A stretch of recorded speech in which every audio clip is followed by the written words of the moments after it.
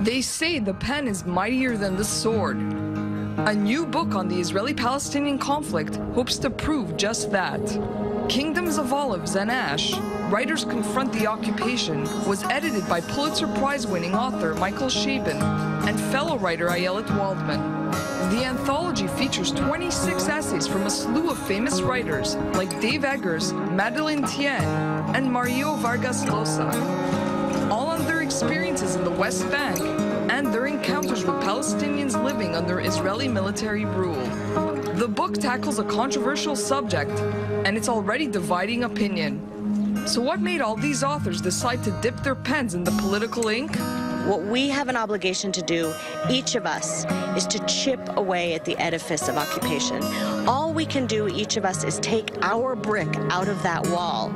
And this book, this is my brick. It's the brick of these 26 writers. And eventually, once enough bricks are gone, the wall will crumble and it will fall and justice will prevail. Reading about the occupation, I thought I knew what it was. But I was completely wrong. I had no idea.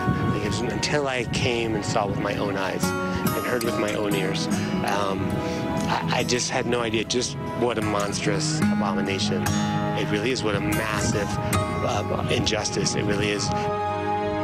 On this day of the week-long book launch, Chabon, Waldman, and a number of activists have gathered in the village of Susia, located in the West Bank. It's at the heart of a land dispute that has been going on for decades. Israeli forces have repeatedly demolished the houses here, and they have been rebuilt by its residents time and again. Several of the essays in the book took place in Susia. The village of Susia for years now has been an internationalized story. So who can make a difference? Everyone. Who has to hear about what's happening here? Everyone. And in that sense, our testimonies, but also this book, it's trying to reach out to the widest public possible. Waldman and Chabon worked together with Breaking the Silence, a controversial NGO in which former Israeli soldiers collect and provide testimonies about their military service in the West Bank, Gaza, and East Jerusalem. Part of the profits from sales of the book will go towards the organization. The Israeli left works so hard. The young people from Breaking the Silence, the organization of soldiers who testify to their own truth, what they did, what they saw when they were serving in the occupied territories, have been remarkable partners for us. In a show of solidarity with the village's residents, Chabon and Waldman plant trees. It's a symbolic gesture in a place where electricity and water are anything but a given. Nasser, a spokesman for the village, is also featured in the book. I want people to know what's happening in Susia, how people here are suffering under the occupation all their lives, how the village looks when night falls. Just across from our houses we can see the lights of the Jewish settlement, but in our village it's all dark. They will see where the injustice lies. Fans of the book say it is a meaningful look into the hardships of Palestinian life under Israeli military rule. But critics are calling it a poison pen, arguing it's a superficial survey lacking insight, which largely ignores the Israeli perspective of the conflict. As for Chabon, he believes that change will have to be forced on Israel by none other than the American people.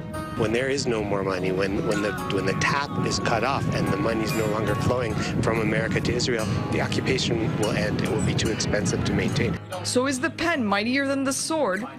Can storytelling change facts on the ground? Some disagree, but these writers say yes. Our culture correspondent Maya Margit now joins me in this studio. Maya, I've enjoyed some of Michael Chabon's other works. Reviews here, though, are mixed. The Washington Post compared it to Mark Twain's classic Innocents Abroad. That's right. It's a very divisive issue. It's very political. It's very hard-hitting. I have the book right here so you can take a look at it. Kingdoms of Olives and Ash, Writers Confront the Occupation.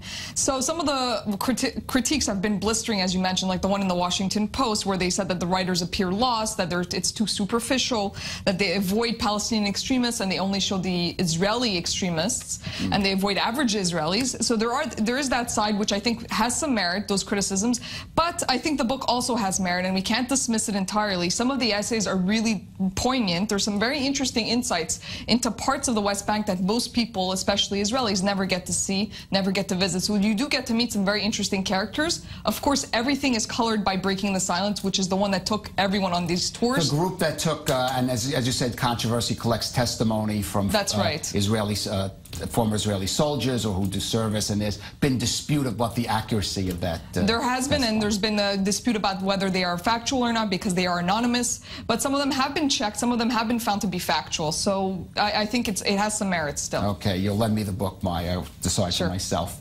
Maya Margit, thanks for joining us.